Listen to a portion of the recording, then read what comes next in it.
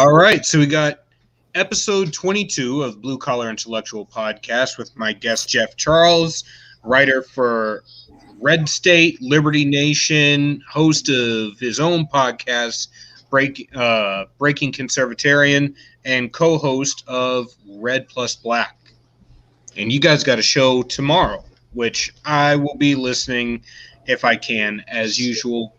We're supposed to be, I'm up in the mountains right now, so we're going to be most likely on the slopes tomorrow. Nice. I've never been on the slopes. I've never skied before. Well, I snowboard. I haven't snowboarded in probably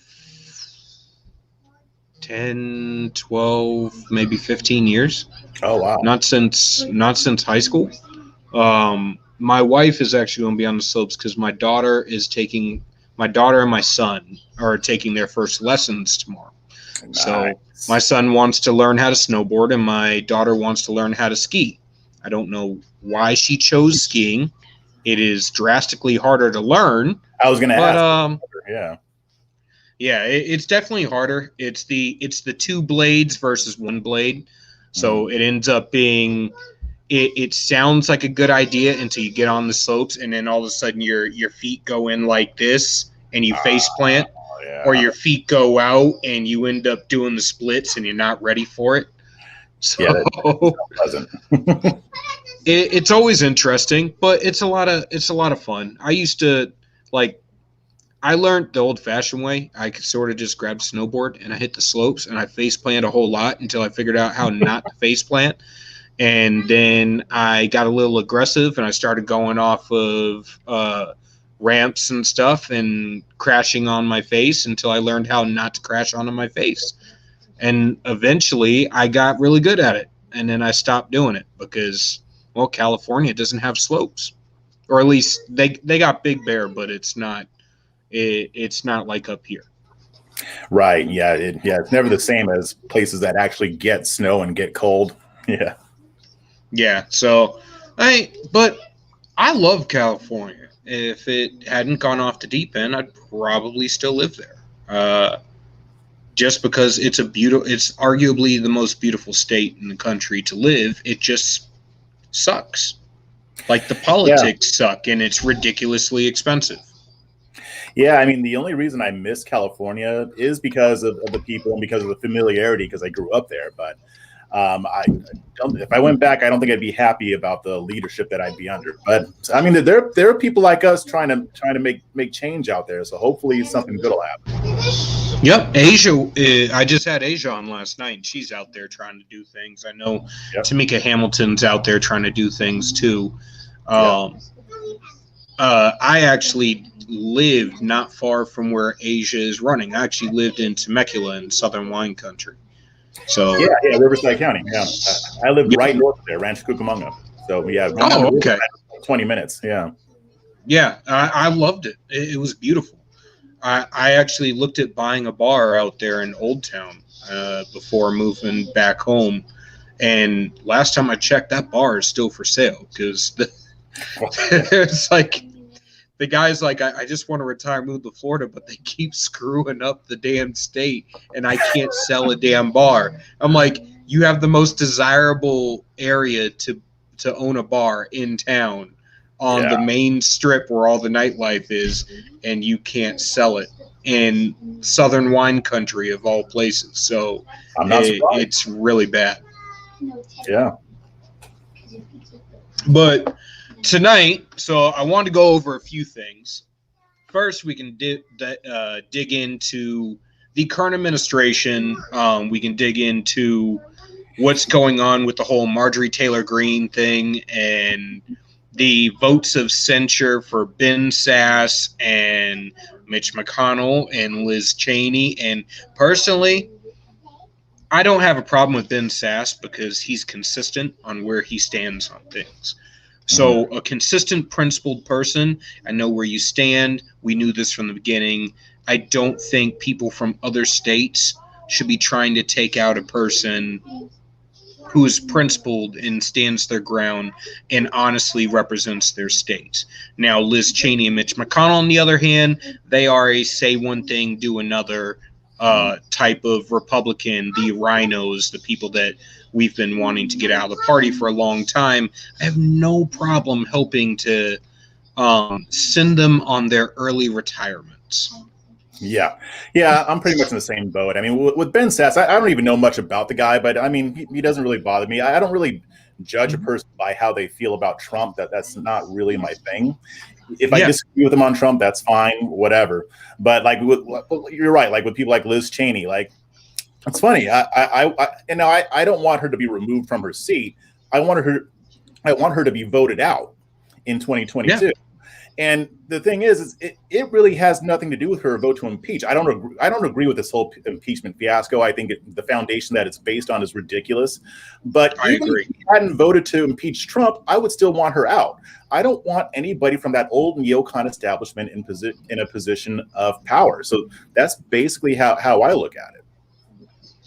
Yeah, I don't like the fact that this is like I said, I don't like people who say one thing and do another. I don't like people who constantly you're a conservative, but your answer for everything is always the state.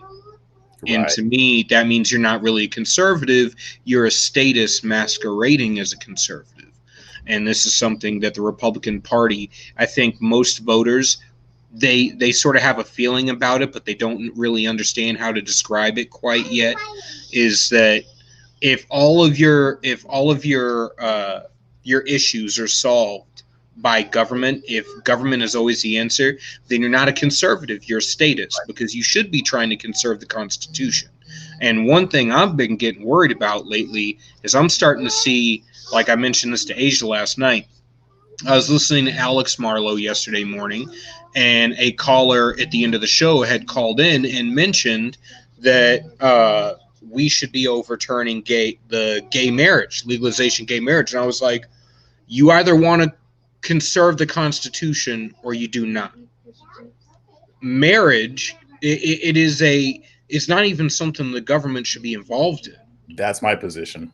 Like the whole position of government being involved is it was a contract. As far as government was concerned, the founders had actually written about this more than once. It is a contract between one individual and another individual of consenting adults, and it needs be no further. The government's job is to recognize that contract. That's my take on it. Is two consenting adults made a decision. Your only job is to sit there and say, okay, it looks like you guys consensually agreed to this. There was no force involved. We're down with it. That's it. We don't need to, and I think it's dangerous to start getting into the legislating our own social and cultural ideals, when we should be taking care of that within our community and through community engagement and engaging in culture itself. Yeah, well, and I'm glad that the Republican Party is moving away from a lot of that. I mean, I was listening to a debate. I'm sure you're familiar with it, with Dave Smith, but this was a debate between two libertarians, and the debate was very interesting. And I'm more of a conservative with libertarian tendencies, but they were arguing about whether they should take over the Republican Party and use that as a vehicle to promote the liberty movement, or if they should invest their time and resources into the Libertarian Party. And I actually, if I were in their caucus or whatever, I would go for taking over the GOP, because I don't think that a lot of libertarians, I mean, Dave Smith was arguing the opposite point, but I don't know if he realizes how much of an influence the libertarian movement has already had on people who vote Republican normally. People I said the same thing to Larry Sharp when I had him on.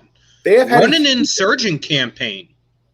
Yeah, I think it could do well. I mean, there's a reason why Rand Paul is so popular in the conservative movement. I mean, the bottom line is that Republicans, conservatives have moved more libertarian. Like they'll never be to the point where they're anarchists or going to that far, but you have a movement that has already had a huge influence on the Republican Party. So that alone is evidence that they would probably do better to try to take over, or at least steer the GOP more in their direction, because they would find a lot of people here that would agree with them on a lot of things. Yeah, I agree with the libertarians on a whole lot, especially fiscal and domestic policy, as far as social issues, money spending, community engagement. I will be honest and say I find a lot of them to be not engaged in the community. Most libertarian, or at least the people that get the microphones. The people that get the microphones are the people who are not engaged in their community. They are the intellectual libertarians, the gatekeepers that would like to keep people like Maj Touré and Larry Sharpe and stuff out of the mix, even though Maj Touré and Larry Sharpe are the people who are pragmatic enough to appeal to everybody. Right. They're the people that can like be like, all right, we don't live in a world where everybody's libertarian. So the whole open borders and isolationism thing is like a little bit too far, because we have people that want to wipe us off the face of the earth. And if we pull back too much, they will do exactly that. And then you got the whole open borders thing. Well, that'll just collapse the entire system, because a lone president can't walk in and immediately get rid of the welfare system and all that. Like, I'm completely down with signing an executive order to nullify all federal regulations and executive orders not codified by law. Yeah, I mean, anything that limits the government's influence is fine with me. I mean, when Trump was in office, he was talking about for every regulation you add, you got to get rid of 2.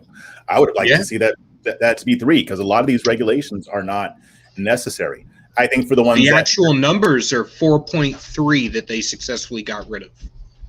So the regulation was 2 for every 1 you pass. They actually achieved 4.3. Oh, well, that's even better. That's even better. I mean, and I'm not saying that there aren't room for some regulations depending on the situation, but I mean, we know how our government works. I mean, people are going to want to keep putting on more and more and more. Government's always going to want to grow rather than shrink. So the key is to get people in there. I mean, going back to what you were saying about the conservatives who in office who pretend to be conservatives, that's why it's important for those people to be removed. I mean, because like the Liz Cheneys of the world, and it's not just her, there are a lot of establishment in office who like more regulations. They're diet Democrats, and they need to go. Yeah, Romney, Mitch McConnell, Kevin McCarthy, Lindsey Graham. I could just go down the list. But there are real conservatives that may be, by my opinion, of pure conservatism, where we don't legislate our own personal opinions. We stick to what's in the Constitution, and we let the community take care of everything else, because that is where we've been failing as conservatives. Our definition of conservatism is, I just want to be able to sit on my couch and kick up my feet and drink a beer at the end of the day and not be messed with by government. And while I'm like, yeah, that is, yes, and that is a goal, and I understand that feeling. However, conservatism isn't sexy. It doesn't wear a sexy lace outfit and wrap itself in a bow for Valentine's Day for you and wait for you when you get home and say, hey, Big Daddy. No, conservatism is a nice pair of Timberland work boots, because you're going to pull up your bootstraps and get to work. It is, you actually have to go do things. But you have to engage in your community, and you got to work. But my question is, why can't that be sexy? Huh? Why can't that be sexy? If it's delivered right, it can be. We haven't made it. We haven't shown that it's sexy. That's the issue. Yeah. Like it, you know what? Conservatism may be a work truck, but it could also be a Ford Raptor. And that, like, we can make conservatism sexy if it's sold right. If you have people like us here where we're saying, look, we don't care how you live your life at a personal level. We're focused on what government should or should not be involved in your life. And government should not be telling you what you can and can't do, what kind of straw you can wear, what type of diet you got to be on, whether cow farts belong in your community or not. whether you can eat meat, whether bacon is okay, whether sodium is okay, whether you can have a big, huge, honking 89-ounce soda. Like, if I want to kill myself eating Mickey D's, government should stay the hell out of my life and let me do that. Yep. If I want to ride my motorcycle down the highway at 3 o'clock in the morning, there's not a soul on the highway, and I want to stand up on it and do some stupid shit and die, there's no one else on the highway. Let me do it. Yeah. It's not a problem until there's somebody else on the highway that I'm going to wreck into. Yeah, the only problem is when you start violating somebody else's rights. Yeah. Exactly. So, you know what? I have the right to kill myself however the hell I want to kill myself. But I say, whether it be scotch, bourbon, fast food, be one of those 900-pound people that's stuck to my couch, government should stay the hell out of it and let us do the stupid things we're going to do regardless, because you can't cure stupid. Stupid is stupid.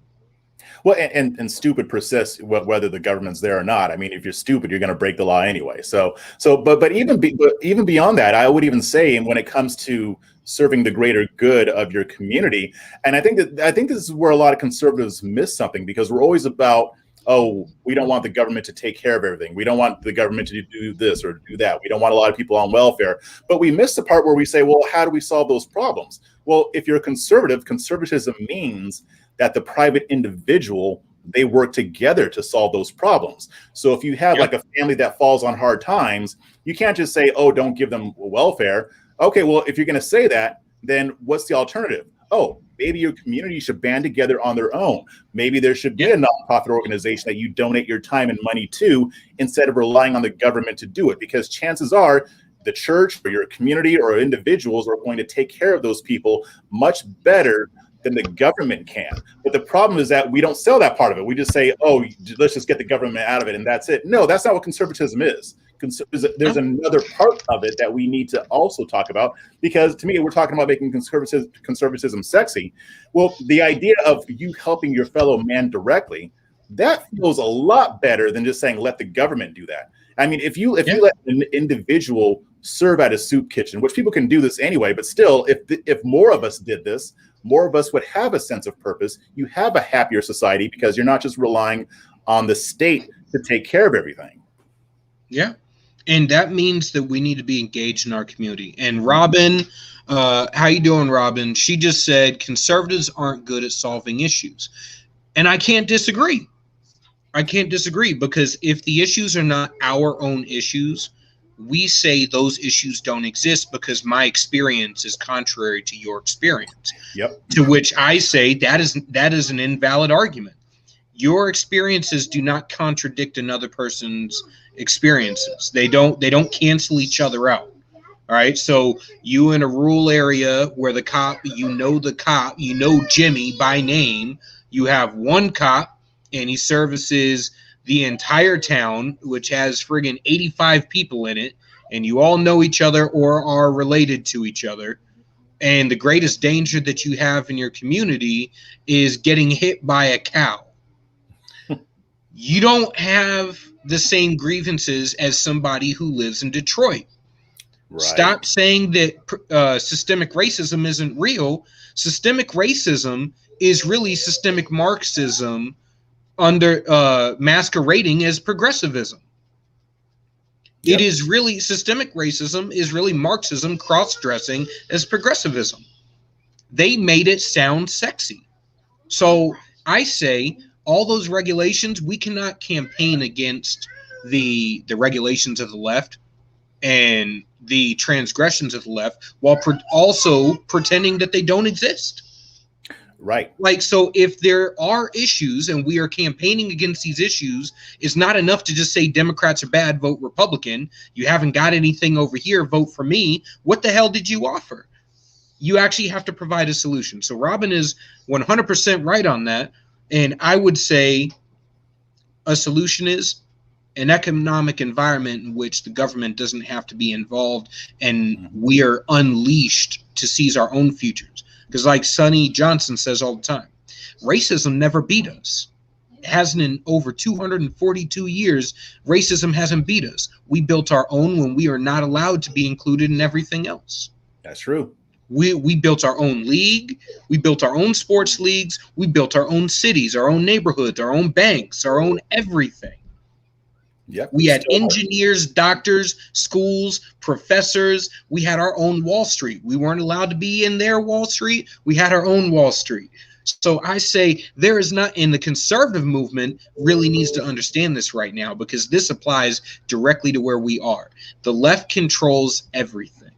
The corporatists are perfectly happy to get in bed with the rest of government because they know they'll never be held to task in this new tax plan and all this, because those loopholes and those exceptions and everything will remain, because the millionaires in Congress benefit from the exact same loopholes that the millionaires in corporate entities do as well. And they're also, the millionaires in Congress are invested in the millionaires in the markets, companies. So are they really going to tank the company that they're making their millions off of, insider trading and everything like that?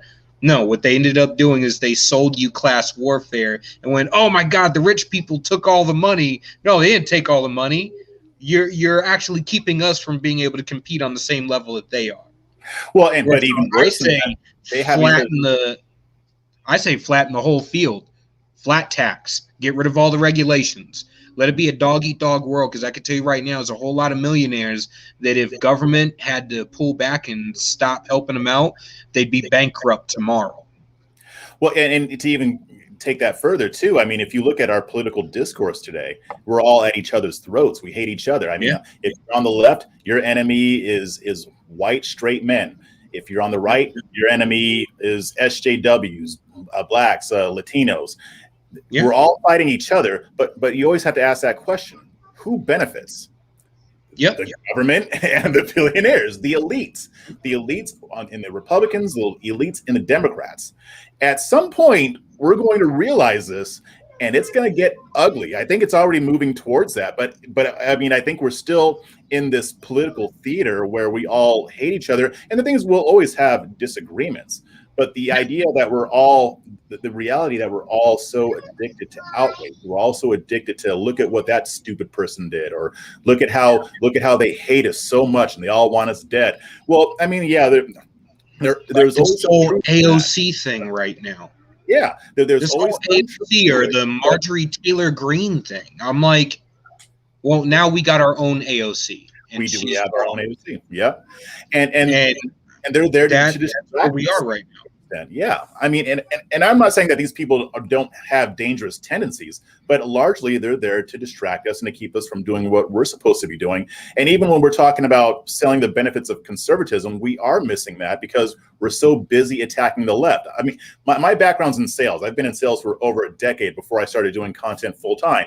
And in every single training I got, every single mentor I had, every single sales seminar I went to said, when you're trying to get business from the competition, you don't focus on bad-mouthing the competition. As a matter of fact, in some cases, you can compliment them. Your main focus is what you bring to the table. So I don't want to hear you bashing the other company, like saying, oh, they do that, they screw up your orders or whatever. No. They may they may provide this benefit for you, but here's what I can do for you. This is how I'm going to benefit you. But that's yet another reason why we need to stop being so entangled in all of these wars, where especially conservatives, because conservatives are reactionaries. They just react to what the left does. I'm not saying that we shouldn't debunk false narratives perpetuated by the left. I'm not saying that we should point out their hypocrisy. We should do all of those things. But again, we're only doing half of what we're supposed to be doing if that's how we're focusing on. We need to get just as good at selling conservative solutions as we are about educating people on why Marxism is the wrong choice. I'm going to say, as far as debunking the hypocrisy of the left, everyone knows they're hypocrites. I'd say out of everything that we do, if we cut the amount of time that we spend debunking the ridiculousness that comes out of them, and we kept it down to maybe 25% or 20%, I'd say we get to the point where we are unbeatable. Yep. Unbeatable. Use that 80% on everything else. We don't need to spend every waking moment trying to convince people that the left is evil. That will be apparent when we show our actions, when we actually work on what we can actually solve. So I say, if we're going to actually solve issues, we need to actually address the root cause of the issues. Like, for instance, the class warfare. A lot of this class warfare can be solved if everybody understood the damn tax code. Yep. Nobody understands the tax code, and it's ridiculously large. I've read a good portion of it. I'm not a tax lawyer, but I've read a damn good portion of it, because we file our taxes unconventionally. We file Schedule K-1s and business ownership and investments and all sorts of weird shit. So I got to read everything possible, because I don't want to go to a damn accountant and I end up losing out on money I should have got in my damn pocket. Right. So when I'm reading through all this, I'm going, if you do not study law, and you can't possibly know what the majority of this shit is. It is so conflated, and this means this, and this means that, and this has 9 different meanings for one word.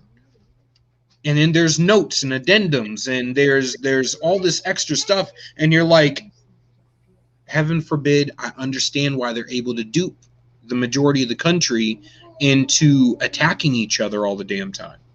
So I say we could get this done in less than 10 pages. Flat tax. Flat 10% sales tax, or income tax across the board. $10,000 deductible for adults, $2,500 deductible per kid, maximum 3 children, and if you even out and you have 0 tax liability into the year, you still owe $1,000. You know, and people made fun of him so badly because of it. I mean, and I remember during and a 1% sales tax too. Well, that'll work. I mean, but to me, anything that's going to simplify it to where the normal person can understand it, I'm down with it. I mean, people made fun of Herman Cain when he was talking about 999. I loved every second of that because I even liked the way he presented it, because he was saying, I'm saying 999, but maybe it's 10-10-10, maybe it's 7-7-7 or whatever. When he proposed it, he made the wrong argument though. Say what? He made the wrong argument when they challenged him on it. They used moral and ethos. You know, they used pathos arguments instead of logos arguments. Yeah, when they said they argued with him based on So, and this is a man who's so smart. When you listen to him, you're like, damn, he's so damn smart. I don't even think he understands a friggin' emotional argument. Like Ben Carson's right in that boat too. He's so damn smart that when he speaks, I'm sure he feels like, damn, I'm in a room full of normal people. I gotta dial it back a bit because they're just looking at me like I got 3 heads right now. And when you saw Herman Cain getting grilled on TV, they were like, oh well, that's not fair. And he goes, no, but it works like this. And it is fair. And he started trying to, instead of stick to the math works. Like, I am a mathematician and I'm one of the best in the world. The math is sound. It works. He got into the pathos argument. He got into the emotional argument. And I thought that was where he lost people, because numbers don't lie. If the math works, it works. Like when I say this to people, they're like, oh, well, that'll never work because there's still loopholes. I'm like, no, you don't understand. I'm getting rid of all the loopholes. No loopholes. I'm changing the way government spends money too, and the way we allocate funds, and the way we no more use it or lose it sort of spending, because that's how we got here. That's how we got a $30 trillion budget. If you get told you better spend 120% above what you got allocated this year to be able to get a budget raise the next year of 105% or 110%, then you're going to consistently overspend. And that creates a $30 trillion budget where all of Washington goes, or rack it up on the credit card. Yep. Well, I mean, especially when they deliberately make the bill so long and involved and complicated. I mean, even our own lawmakers don't read them. I mean, we had that bacon bill that passed, a few months ago. And here's the thing. I mean, while they were complaining about having not read it, I mean, at least on the Democrat side, they didn't really care. They like all that spending. But the bottom line is that the Republican Party didn't push back on that enough. So it's like so it's not just a tax code, it's just even basic spending bills or legislation. They stuff so much stuff in it, and it'll be thousands of pages long because they know it'll go over everybody's head. That is the total objective of it. The only people who understand those bills are the folks who actually write them. So, I mean, and I can't remember which senator it was, but it may have been Rand Paul, but they introduced a measure to say, hey, if you're going to pass legislation, it has to be less than one or two pages or something like that. But of course, they're not going to pass something like that unless we get the right people in office. And I think that's why it's so important that we focus on the primaries and getting out people in the establishment, because the people in the establishment, they love this stuff. So they need to go. We need to get people in there who will actually work for the people like they're supposed to. We need an AOC, but in the right way. There are certain things that AOC is on point about. Everybody is an activist. So in the conservative movement, we are all activists now. We all have to be out there engaged, and you need to be at least once a week calling your representative, sending an email, making them hear you. And if they refuse to hear you, that is when you march on their office and you sit outside their door. That is when, and I don't mean in your MAGA hat. Don't incite violence now. Watch it. Now, I don't mean in a MAGA hat, and I don't mean in your shit kicker boots because you just got off work at the construction site. I mean, keep your suit in your damn car, put on your suit, go to the friggin' Capitol, and then protest there silently, peacefully, and unarmed. In order to make change, sometimes you got to be willing to take a punch in the face.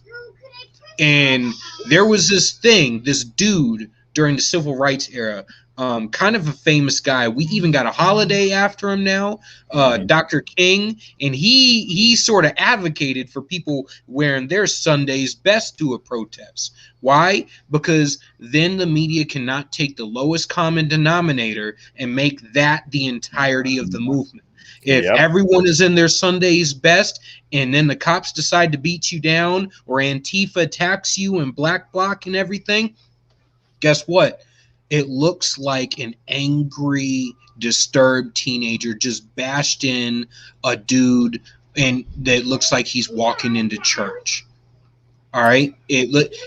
Occasionally you're gonna have to take a beat down to make change, because you know what? Sometimes throwing the first punch in return, or sometimes hitting back, is able to be used against you. It's kind of like how they do in school these days. The guy that finishes the fight gets in more trouble than the guy that started the damn fight.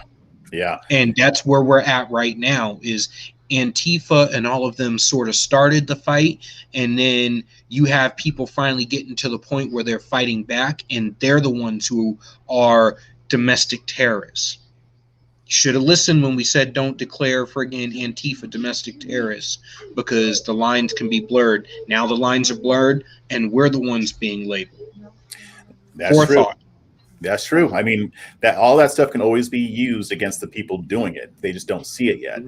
And and the thing is, that type of protest, if we knew how to work the optics better, it would be even more effective than it was back in the 60s, because they didn't have social media back then.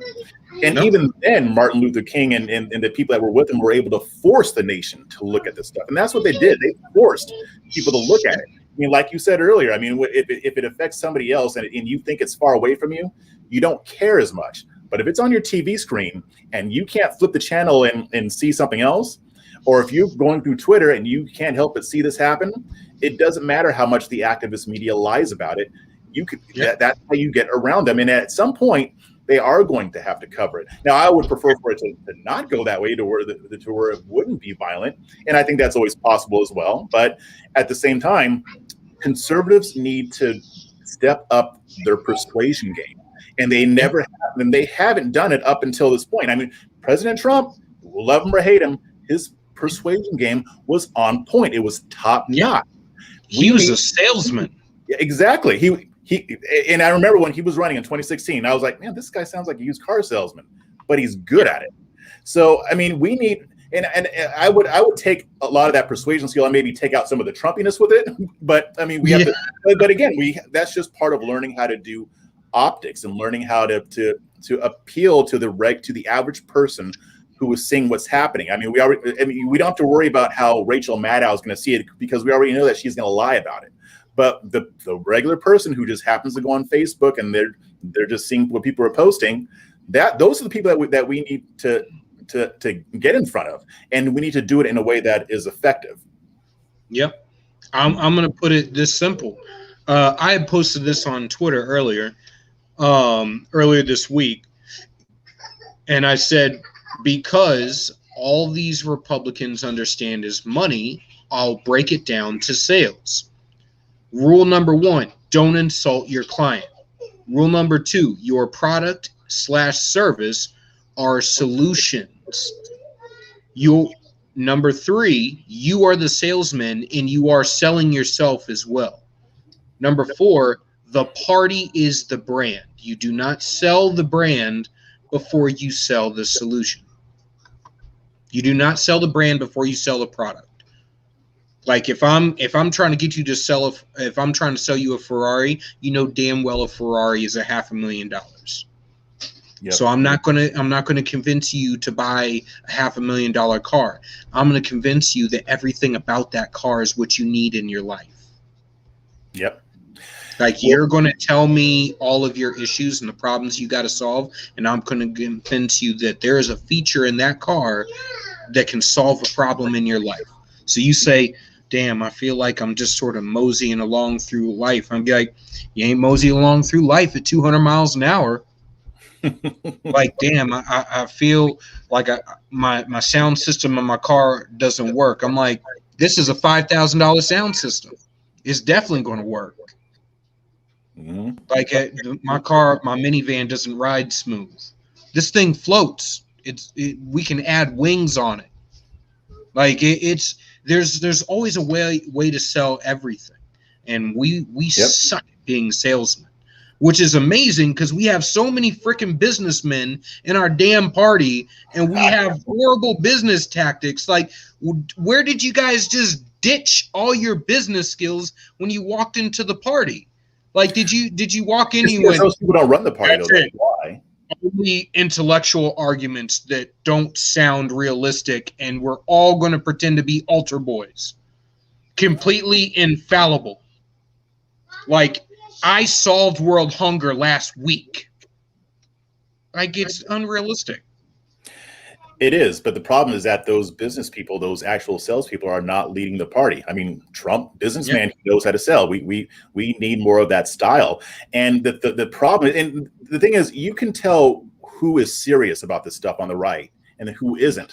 The people who are serious understand every word that you just said about being able to sell a product, about having the right salespeople to sell that product. The others just want to own the libs. That's my issue with Marjorie Taylor Greene. I can tell who's serious by how they respond to my criticism of her. I mean, because even some of the people who disagree with me will say, but she does some of these too, which are good. And I would say, yeah, I like those things. It's just all that toxic baggage that she has. But the people who come at me like, oh no, she takes it to the left, or she exposes the left, or she's willing to attack the media, I'm like, you can find somebody who can do every single one of those things that doesn't believe in space lasers. It's not crazy. Find somebody. Yeah. There are plenty of people who can do exactly what Marjorie Taylor Greene does, who doesn't think that Black Democrats are slaves. You can find somebody. Wait a minute. Space lasers aren't real? I'm not in the way. Star Wars, full of lies. Well, technically, it actually happened, but it was a long time ago in a galaxy far, far away. It's just not in our galaxy, so we don't have those space lasers. So we don't have Death Stars. But I mean, the bottom line is we can find people who are willing to go at the left, to go at the media, and sell conservatism without all the stupid shit. Like I'm actually going to be promoting a new hashtag that I came up with. You know how they had Stop the Steal? Well, mine's going to be Stop the Stupid. If we stop the stupid, The Democrats are being so stupid right now. It's amazing. They're pushing to impeachment when they know it's going to fail. They're acting crazy. All we have to do is not be stupid, or at least not as stupid as they are. So that when I say stop the stupid, I'm talking about people like Marjorie Taylor Greene, like pushing people like her who turn people off. We need the right salespeople. You said it. I think it's about a week ago. If your enemy is acting stupid, let them be stupid. If your enemy makes a mistake, let them make that mistake. I think that's great. You know what? The more hypocrisy they show, the better. The more they dunk on themselves, the better. The more they eat themselves, the better. Don't call attention to the fact that they're eating themselves. Save that for the campaign trail. Let them eat themselves. If the snake is eating itself, it's not biting you. But the worst thing we can do is unify them. And Sonny said this. We made AOC. We made Al Sharpton. We made Jesse Jackson. We made every single one of their weapons they use against us because we focus so much on them that when AOC came out, Nancy Pelosi immediately was trying to get rid of her. Yep. When friggin' Al Sharpton steps, you notice CNN doesn't go directly to Al Sharpton as a commentator. They only go to him as a commentator after we go after him for some stupid shit that he says. Same with Farrakhan. CNN doesn't put Farrakhan on. They only go to Farrakhan after, or I'm sorry, not CNN, more like MSNBC or Vox or Huffington Post. CNN's not that far that they'll put on Farrakhan. But they only go to these people after they say something bad, or not after they say something bad, but after we attack them for saying something bad. Let them be ridiculous all on their own. They will bleed off. The Democrat Party has been trying to get rid of AOC since day one. Let them do their thing. We need to focus on making sure we don't create our own AOC. Exactly. And look what they just did it to Marjorie Taylor Greene. They hate that woman so much that now they're trying to make her the entirety of the Republican Party. And the worst part is the reactionaries on the right are agreeing with it. They're like, hey, don't attack our Marjorie Taylor Greene. We know she's insane, but she's our crazy, so she's okay. And I'm like, hey. Why? Why? We just spent years saying AOC is crazy. Why do we want our own AOC? I don't want my own AOC. That's why the hashtag stop the stupid. We don't need to protect every single person who's on our side. I mean, we'll look at Steve King. We got rid of him. He got voted out. Now, I will say it took way too long. It took over a decade of him saying racist shit and having questionable alliances or what have you. But we got rid of him. And I'm not saying that Marjorie Taylor Greene is as bad as he is. Well, yeah, she kind of is. But even if she wasn't, like, we don't have to defend every single person. To me, people on the right who damage the promotion of conservative values might as well be on the left. That's the stand I take. And here's the thing: even with that whole hearing that they had, they kept Liz Cheney in her position. They kept Marjorie Taylor Greene in her position. I want them both gone because they both damaged the conservative movement, in my estimation, and a lot of people feel that way as well. So if you have somebody who has clearly said things that are ridiculous, then we don't have to defend that. That's their fault. That's not our fault. I mean, just because the Democrats won't do it, well, that just makes them look even dumber. And you know what? That's a whole other thing that we can probably talk about, because this is that whole vote that the Democrats did. That's going to bite them in the ass when the Republicans take control of the House again and they start targeting Ilhan Omar over all this anti-Semitic crap that she has said. But it's still, we don't need the same. We can't say, oh, all the nutbags are on the left, but then when we have a nutbag, we defend it. It makes no sense, and people see this stuff. I tried to explain that to a guy online. He asked me why I don't think Trump should be impeached for this. I'm like, one, I would not impeach my worst enemy for what Trump said. I don't think it rises to that level, for one. When reading the entire speech in context and not trying to take a single statement out of context the way CNN or Fox News create a clip to be able to make your point. I don't believe in doing that. I believe that those arguments are stupid and they make you look stupid ultimately. I think we should stay away from them as much as physically possible. By the way, everyone who's watching this right now, retweet this to everyone that you know. And in about 5 minutes, we're going to go just to the YouTube page and I'm going to cut the Periscope. So go to the damn YouTube channel. But I don't think I wouldn't do that to my worst enemy. And it's because if I win, I want to win honorably. Mm-hmm. Like, I am the dude that will have no problem. Like, perfect example, if I were to box Dan Crenshaw. If I were to stand in the ring and box Dan Crenshaw. And while he's in shape and I'm not in shape right now, we're probably about the same weight and size. I would put on an eye patch. Mm-hmm. Right. I'd put on an eye patch to limit my depth perception because I don't believe in winning by cheap tricks. And I don't believe in taking advantage of somebody's weakness that I can overtly exploit before I even step in the ring, sort of thing. Like, it's one thing if you got a stylistic weakness, or you got like an ego thing. But if you got a weakness that's like a physical impediment, I'm not gonna pretend that you don't have that and then beat you because of it. To me, it's dishonorable. So I have no problem like dying for my beliefs. And I think we need more conservatives like that. When I look at Marjorie Taylor Greene, I don't see that. I see a person who's perfectly happy to go down the dishonorable path. And I'm not saying that as conservatives we should not fight.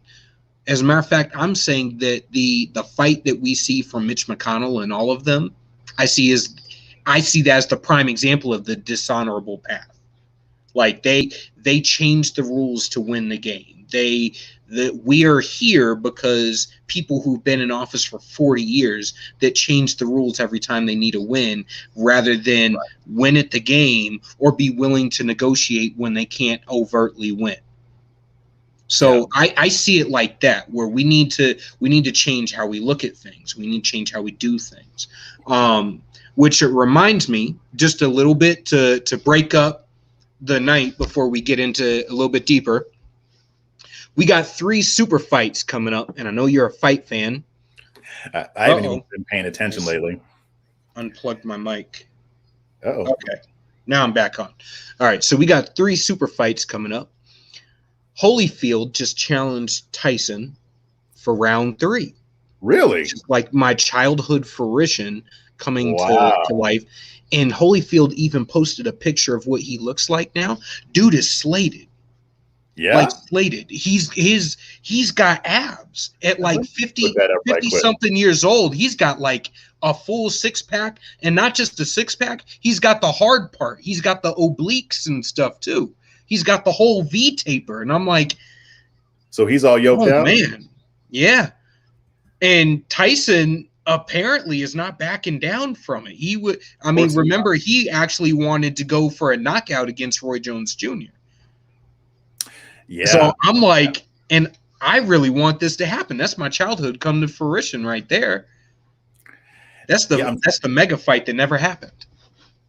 I would love to see that. I didn't even really get to watch. Well, no, that's not true. I watched a lot of that fight with Tyson and Roy Jones.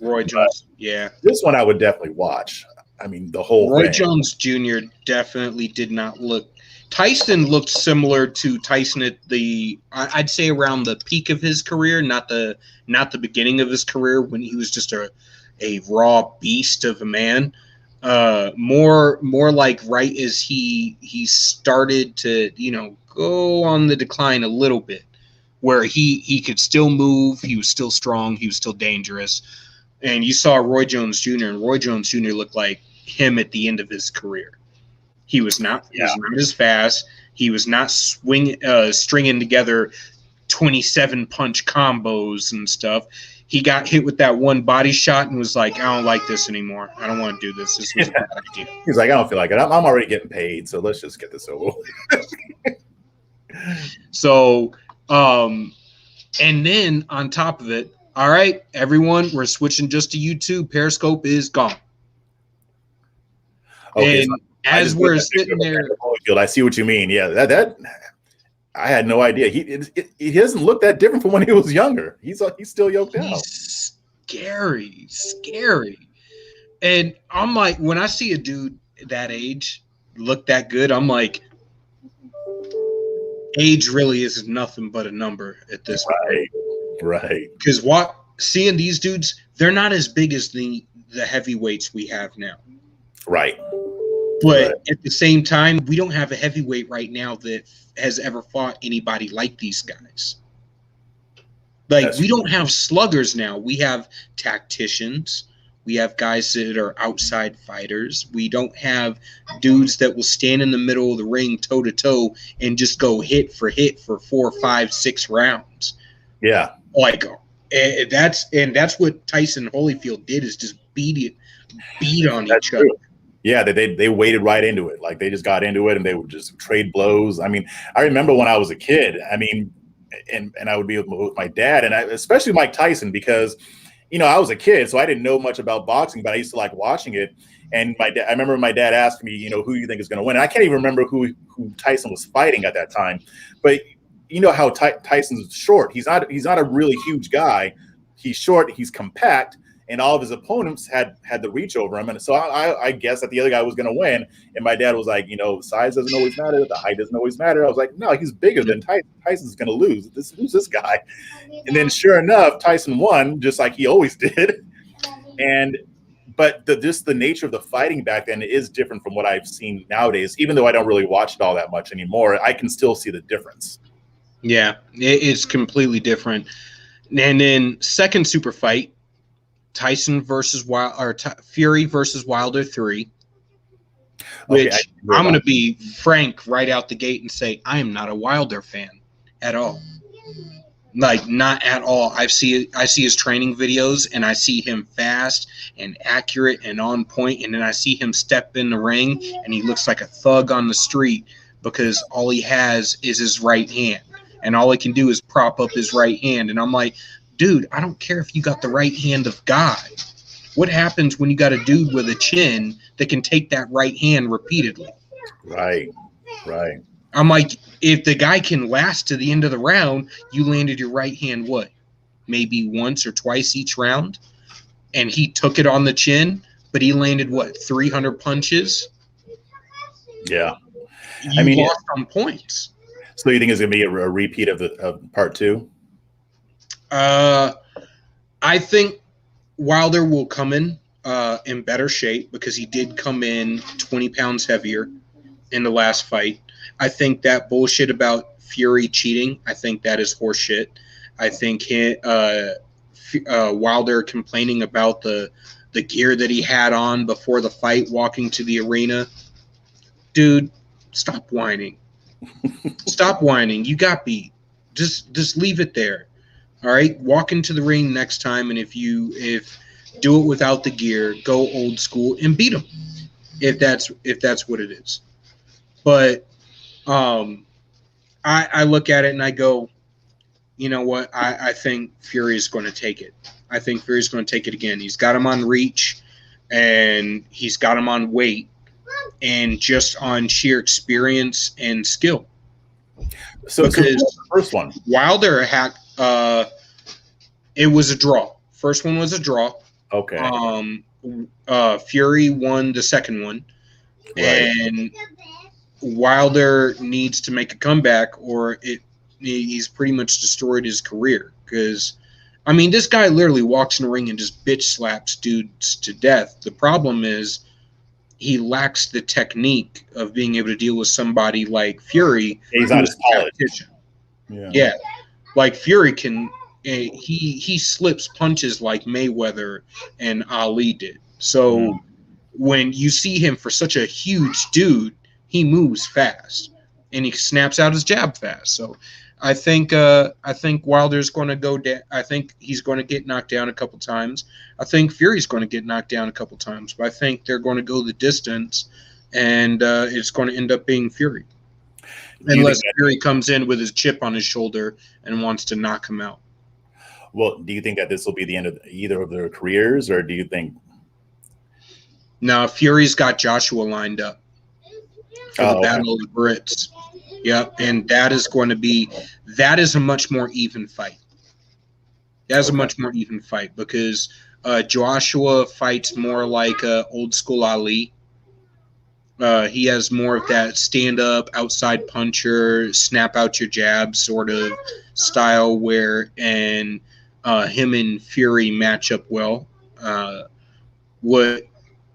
What's going to be is it going to be an issue of tactics where they start to deliver punches and who can land the most precise punches at the right time, or are they eventually going to get to the point where they slug it out? And if they're going to get to the point where they slug it out in a slugfest, I give the edge to Joshua.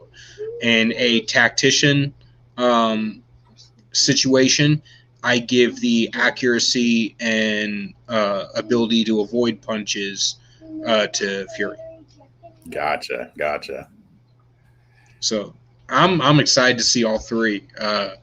I will fly to wherever they do Tyson v. Holyfield though, because that just to be there, I'll fly there to see that. But now that we've discussed some super fights for the year, let's get back to it. So we have the minimum wage came up in the stimulus round and it got shut down. I was surprised that the Democrats didn't ram that through. I expected them to, and I expected that to be the thing that broke it for the GOP. Apparently, they all agreed that the $15 minimum wage was not going to work. Mm-hmm. I'm just going to come out and say it. The minimum wage is racist. That's how it started, and my opinions have not changed because it affects people the exact same. Yeah, I mean, I don't know that much about the minimum wage, but I do know that the origin, just like a lot of policies like gun control, they started out racist.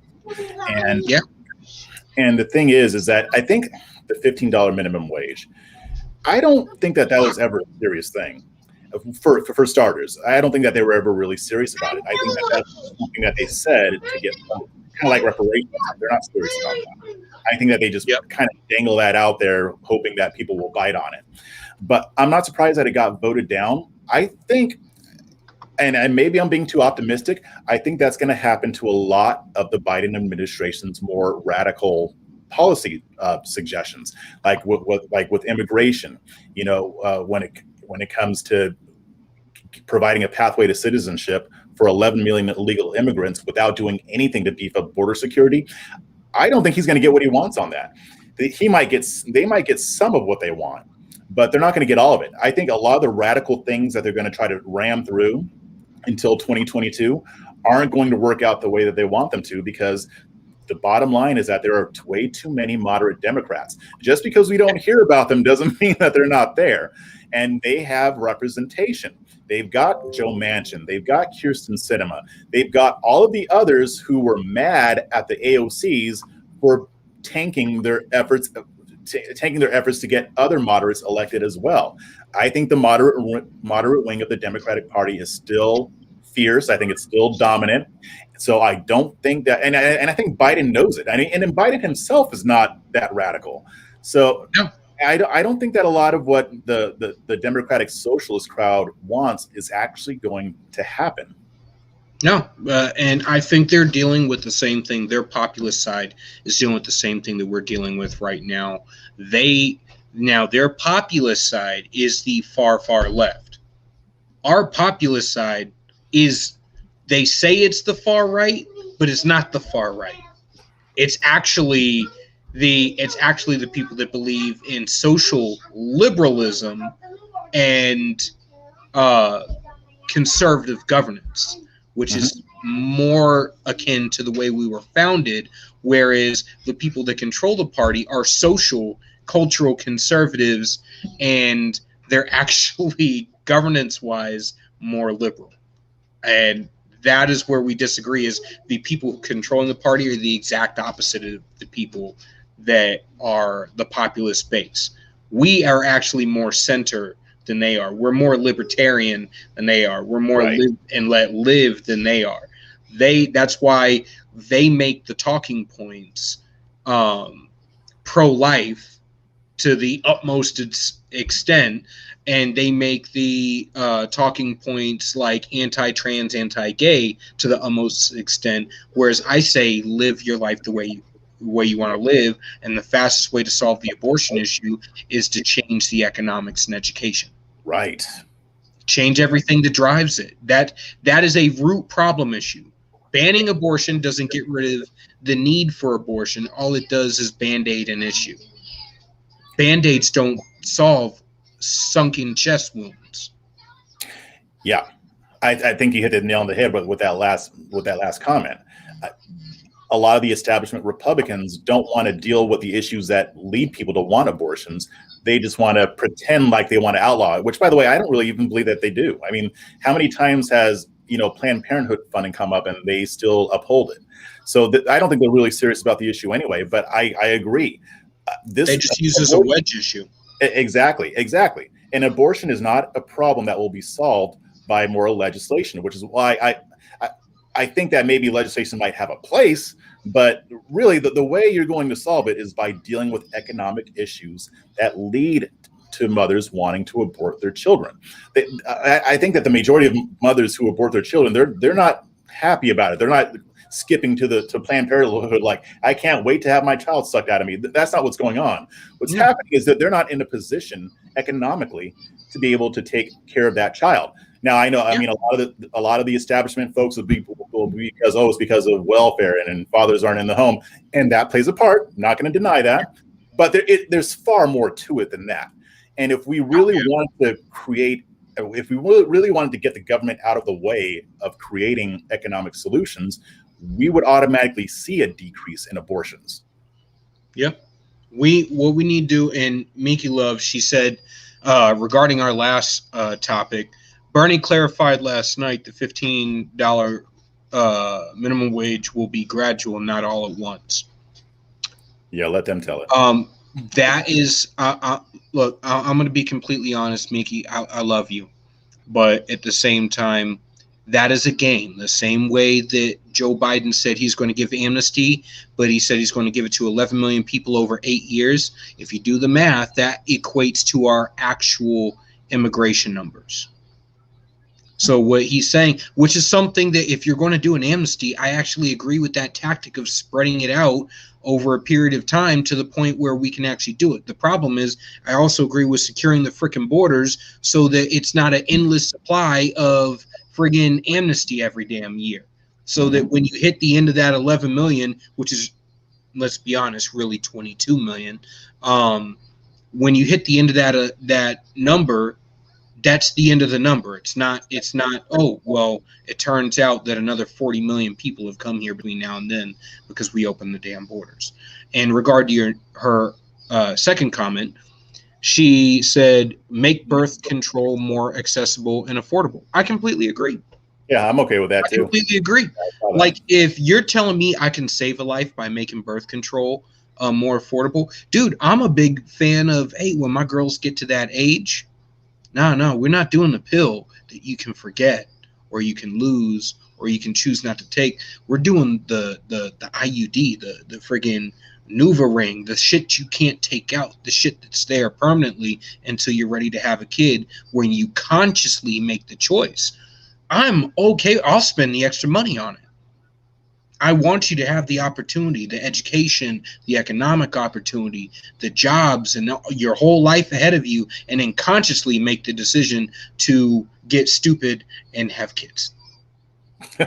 Yeah, and I'm pretty much there as well. But even then, I mean, providing more economic solutions will make it easier for people to afford birth control. So, yeah. I mean, I'm all with that. But just saying, oh, we're going to repeal Roe v. Wade, I mean, first off, you're probably not going to do that. Second, that's not going to solve the problem. It may even There's not even enough Republicans on board to do it. They all talk the talk, but there's not enough Republicans on board to actually pull that off. The same way there weren't enough Republicans on board to actually pull off Obamacare. We have a lot of Republicans that are they're conservative light. They're like the Bud Light of conservatism. Not even that. They're the Natty Light of conservatism. Natty Ice. The beer, yep, the beer that you bring to a party when you're too broke to bring real beer and nobody drinks it. It just sits there in the case, and you have to take it with you when you leave. Well, but I mean, bring Natty Ice to the party. I think that's the perfect way to describe them. They are that guy that brings Natty Ice. Yes. Yep. And to be completely honest, I was a big fan of price transparency, because the way I see it, the industries that don't operate, that seem to always their cost or their prices increase by 200 or 800% consistently, education, healthcare, and I'm gonna say education, healthcare, and then the way big tech acts. These companies, for all intents and purposes, are not really public-private companies. They are government companies. They are subsidized by government. They're regulated by government. They get friggin' all sorts of special loopholes and bailouts from government. They are the strongest lobbies in DC. They run and control everything, and they dish out the most in backroom deals to politicians. Yep. Price transparency is one thing that friggin' Trump proposed that would have solved a whole freaking lot. Healthcare is the only thing you don't know the price of before you freaking buy it. Well, imagine walking on a lot and they were like, you got to buy the car to find out how much it costs. Right. You got to sign on the dotted line before we give you the price. Because that's exactly what you get with healthcare. Or big tech. We're not going to tell you the reason why we banned you. Mm-hmm. Just know that we have a reason, and it exists somewhere back here. You know, and if Trump wanted to deal with that issue, where was the GOP? And that's why I think we always make them. Yeah. Over the past 4 years, one of the biggest mistakes that rank and file people like you and I, or even pundits, the biggest mistake that we made was hyper focusing on Trump only and not holding the GOP accountable. We like that Trump came in and bashed the establishment, but he can't do anything about the establishment. We're the ones who are supposed to do that. So over the past 4 years, we're hyper focused on the guy in the Oval Office. Well, what about the guys who are also supposed to pass this legislation? Whatever happened to repealing and replacing Obamacare with something better? That's where that could have come in. They chose not to do it. So that's why going forward, we need to stop being so obsessed with the presidency. Even now, I mean, Trump will still have his place on the right. My concern is that people will still be obsessed with him and not watching what Lindsey Graham and Mitch McConnell and the gang are doing. We need to get out of that habit, because that's what's killing us right now. There's something that CNN has been running with, that there's a loyalty test to Trump to be able to remain in the party. I disagree. There is a loyalty test to the voters to be able to stay in the party. Mm-hmm. Say what you want about Trump. Trump was loyal to his voters. Yep. To a fault. Yep. Like, to a fault, to the point where he couldn't even be the voice of reason. He was loyal to his voters. The people that we elect are not loyal to us at all. They say what they need to get into office, and then that's it. Once they're there, they do whatever they got to do to firewall their position. Yep. And that's it. So, and that is, say what you want about Trump. You may hate him, you may love him, but be honest about it. He was loyal to his voters and did everything he could, despite the fact that the entirety of the party leadership was against him 90% of the time. Look at what he actually accomplished. The majority of it was by executive orders, which is why Biden was able to just do 40-something executive orders in the first week and undo the majority of the Trump administration. And I don't even agree with executive orders. I don't like them when the right does them. I don't like them when the left does them. And I see the legislative government being perfectly happy to let their particular guy be a dictator whenever it suits them. Yep. And it's yet another reason why we need to focus on Congress, because Congress is what's going to get shit done permanently, or at least for the long haul. I'll be completely honest. If the voters of New Hampshire elect me, my whole job is to fight for the voters of New Hampshire. My whole job is to represent them. My whole job is to stand on that floor. And you know what? If I get voted out or after one term or the whole party turns on me, that's fine. I'll die a valiant death. And you know I'm completely fine with that. Yeah, and you know, we need more of that, because you know who I like who's like that? Representative Chip Roy. He's not my representative, but that is his attitude. I mean, when he refused to challenge some of the electors because, or I can't remember what vote it was, but it was against what the MAGA crowd wanted because he didn't want to go against the Constitution. And then they were calling for him to be ousted or voted out. He stood firm on what he believed. He even wrote on Twitter, well, maybe he was responding to Scott Pressler, who's saying, well, maybe we need to primary you. And he's like, well, maybe so, but I'm not going to do something that goes against the Constitution. I respect the hell out of that guy. He's like my favorite guy in Congress, not just because he's here in Texas, but because that guy will stand on principles even if nobody else is, and he will go down with that ship, and he will fight and fight and fight until the bitter end. I respect that. We need more of that. What you just said reflects his attitude. Like, we need more of that in Congress. Yeah. I'm a big fan of let people live their lives the way they want to live them. That's fine. We need to stick to the Constitution. If we are actually conservative, what we are conserving is the Constitution, the Republic, and how the government is supposed to function, the ideals and principles we were founded upon. We are not conserving Christianity, Judeo-Christian values, and all that stuff. That is taken care of at the local level within your communities, the way you interact with each other, through community engagement, through nonprofits, and all that stuff. If we are going to make the argument that charity can replace welfare, we actually have to give to charity. We actually have to have organizations there. If we're going to make these arguments, we have to follow through. Because just making the argument is not enough. We are by far, it's not even close, we're the most charitable nation. As a people, as individuals, not corporate, get rid of corporations altogether. As individuals, we're the most charitable nation, and it's not even close. The runner-up is not even fucking close. And I think it's the UK or something like that. And they're so far down the list, it's irrelevant. So I say we can give to foundations like the AIDS Foundation in Africa. Newsflash, AIDS has not been solved in Africa. We give to cancer research. Cancer has not been solved. Do some research into the organizations you're actually donating to, by the way. A lot of the biggest known organizations are also the most shady, and they do the least. All right, so do some actual research into what you're putting your money towards. And that goes for candidates too.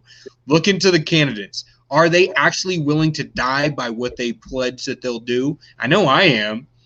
But are your candidates actually going to represent you, or are they going to go to office and they're going to get famous and take a lot of pictures and do a whole lot of nothing? Yeah, lots of selfie candidates. Yeah, we get a whole lot of that, and we had a whole lot of that this round, and we need to not be doing that this next round. I actually have more respect for the candidates that didn't take a dime from the GOP, but still ran campaigns that turned out as good or better results than the people that did. And those people that did, you know I'm talking to you. You know who you are. Yep. Like, I got to say, Aja Smith and Tamika Hamilton ran hard-ass campaigns. They sure did. Hard. They pounded the pavement. I know they got blisters on their feet. They knocked on doors. That's what we need to do. Before we wrap up, because it's getting to be that time, I did want to hit a couple more topics before we're out of here. Yeah, I got about. I had them. Yeah, I had them written down. Okay, so CPAC this year. This month. What do we want to see? You know, I want to see. It's an interesting question. I want to see at least a preview of where the conservative movement, not necessarily the GOP, but the conservative movement, where it's going to pivot. post-Trump. I want to see if they're going to try to build on some of the things that Trump did, especially when it comes to reaching out to minority communities.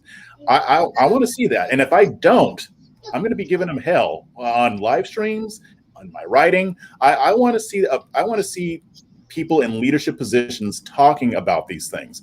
I remember I think it was in 2018, maybe 2017 CPAC. They actually let Maj Touré get on the stage and straight tell conservatives, you're losing because you're not even engaging with the Black community. I want to see more of that. And I want to see a conservative audience that is open to that. I think I'm going to see some of that, but I'm not sure if I'm going to see that in the leadership. That's what I want to. That's what I want to look at. Maj got a speaking engagement this time. He did. Good. Wayne Dupree got a speaking engagement. So hopefully we will see it. After being belligerent and tweeting them pretty much all the names in this entire movement here on the ground where real conservatism exists, where we're not trying to take selfies and we're actually trying to get shit done. We care more about content than the fame or infamy for that matter. And I mean, it took 3 days, but I did get a message back asking if these voices the list of names were going to be at CPAC. And I was like, there are a few that are going to be at CPAC, and I suggest you get a hold of them and have them as a panel. Because I can tell you right now, the truth bombs we're going to drop when we're on stage together are going to be shit that will friggin' shake the bedrock of conservatism. Yep. But it will also be stuff you can actually act on. It'll be focused on solutions, focused on actual accomplishments, focused on people that are actually doing the job and not people that like to hold massive rallies and wear T-shirts and write books. Yep. I hope they follow through on it. I mean, it doesn't necessarily have to be me in a panel. As long as it's a bunch of you guys dropping those truth bombs, the fact that they would even be on stage will speak volumes to me. So hopefully they follow through. I sent them. I can give you the names right now. I sent them Sonny, Felicia, you, Kira Davis, Hotep, Miss Pinky, Mr. Yancey, Saul G, Rhonda, Olivia. I got Liv in there. I got Sharice Lane, Wayne Dupree, Pod Wasted, Roderick, George Farrell, Asia Smith, James Chief, Giovanni, Shakim, Scott Pressler, and Magdalene Rose, just to start. Yeah. And then I had to break it up into another message. But I was like, I want to hit people who are going to be able to hit every single demographic. You want young voters? Magdalene Rose has got that. You want Black voters? It's going to take a team of us to get that because you done fucked up for 100 years. Yep.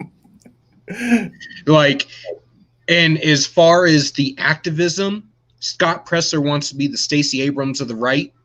I say give him everything he needs to do it. Give him more than what he needs, because that guy actually will put it into action. Yeah.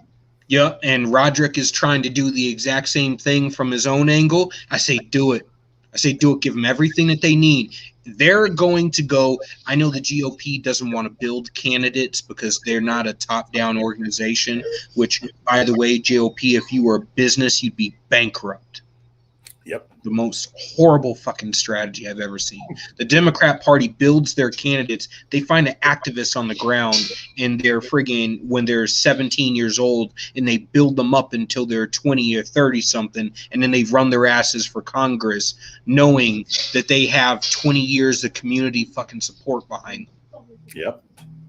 Watch out for Nina Turner in Ohio and Cori Bush and Stacey Abrams and friggin' if you think AOC is done, no, you're looking at possibly the next Speaker of the fucking House. Yep. And Kamala Harris will be on the ticket in 2024. It will not be Joe Biden. It will be Kamala Harris. She'll be president before then. So most likely, yeah. So we need to stop playing games and just talking about how you don't like her laugh. That's not a winning talking point. Yeah. Any talking point not fostering understanding and solutions is counterproductive. Yep. It's like the more time, if you're in a drag race, the more time you spend spinning your tires, the less time you're getting down that damn track. Yep. That's where we're at right now. We're spinning our tires and we're not going anywhere. Yes, indeed. We got a whole lot of energy in spinning our damn tires. We just love it. Like, oh man, I love a good burnout. But, I smell burnt rubber. but the next point is Ice Cube is meeting with Joe Biden. Finally, but he is finally meeting with Joe Biden. Do you think it will actually turn results, or do you think we'll get 47-year career Joe? Yeah, no, nothing will come of it, but I hope I'm wrong. And I've been asking it, has Joe Biden met with Ice Cube yet? He's finally doing it. Better late than never. I'm not going to knock it. Better late than never. I hope I'm wrong about this. I hope that I have to eat crow, but I don't think that anything's going to come of it because he doesn't have to do anything. Now, for anybody watching, the reason we're cheering on Ice Cube getting to meet with Joe Biden has nothing to do with the fact that he's a celebrity. It has everything to do with the fact that he is a man who has been active in his community forever, his entire fucking life. The fact that you know him as a rapper does not remove the fact that we know him as an activist.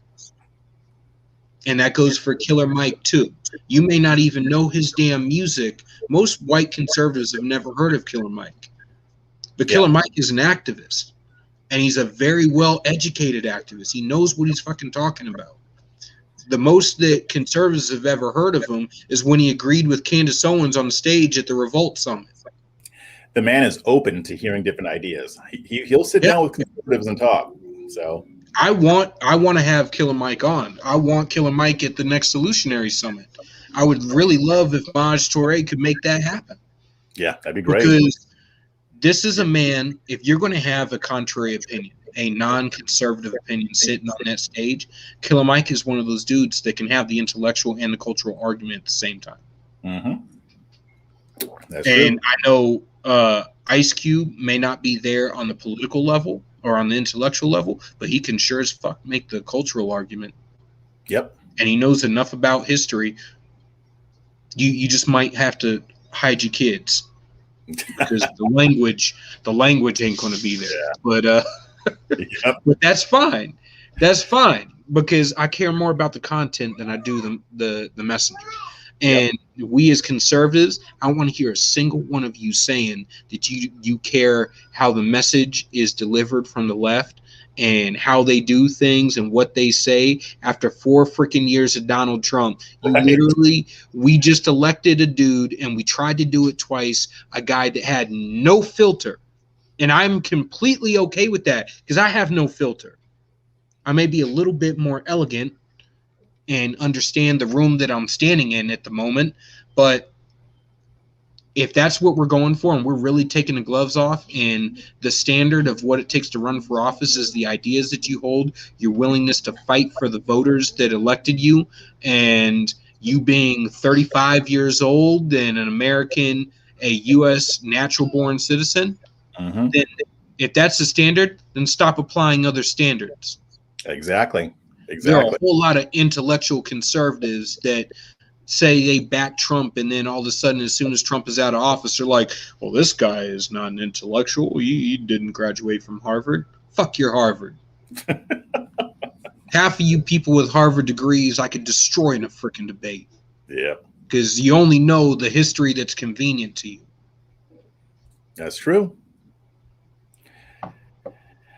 So, all right. Thank you for coming on. You have been absolutely fantastic. Oh, I got a message from Aja Smith. She said that we need to have both of you guys on for an episode, and we need to jive and talk some stuff and talk some current events. Let's do it. The conservative movement. And I want to have you and Coach and Asia and or you know what? I want to have you and Coach and Sonny and Hotep and Maj on. And let's get into some Black history, and let's get really, really deep for Black History Month. Yeah, let's do it. I think that would be the Thriller in Manila right there. Sounds good. I'm down. Just let me know. All right. Thank you, everybody, for watching. Again, my guest tonight is Jeff Charles, a writer for Redstate, Liberty Nation, host of Breaking Conservatarian. Check him out on YouTube and on Twitter at Jeff Charles on Twitter, and check him out as the co-host of Red+Black on YouTube. They got an episode coming out tomorrow at 9 a.m. Be sure to watch live and share and retweet and put on your other platforms too. We need to expand. I love you, honey. We need to expand conservative and alternative media, because the biggest mistake Trump had this round was not highlighting alternative media and going to legacy media for everything. Yep. So you have a good night. I will see you in the Twitter streets in a few, and I look forward to reading more of your pieces. You got it. See you later. All right. Everyone, have a good night. Thank you for joining us for the 22nd episode of Blue Collar Intellectual Podcast. I will keep bringing you more fire conversations, and we will keep being unfettered, full honesty and disclosure. If I know it, you will know it. If I find it out, I will deliver it to you as fast as physically possible. And I'm not going to pretend to be somebody that I'm not. I am a flawed individual, but I am honest. I am sincere. All right, New Hampshire voters, pull the lever for me. I'm out. And what kind of player am I? Am I an offensive man or a defensive man? That's right, I'm neither. I play my opponent. If he likes to attack, I force him to defend himself. If he's a cautious man, I draw him into dangerous waters. See, you get so frustrated playing defensive positions, you make stupid moves you never make if you were thinking. When you come here, boy, check that shit at the door. I'm at the top of my game, cut the check. Somebody better king me, I'm the best. Let's play a game of checkers. Better yet, the game don't love nobody. Let's play chess.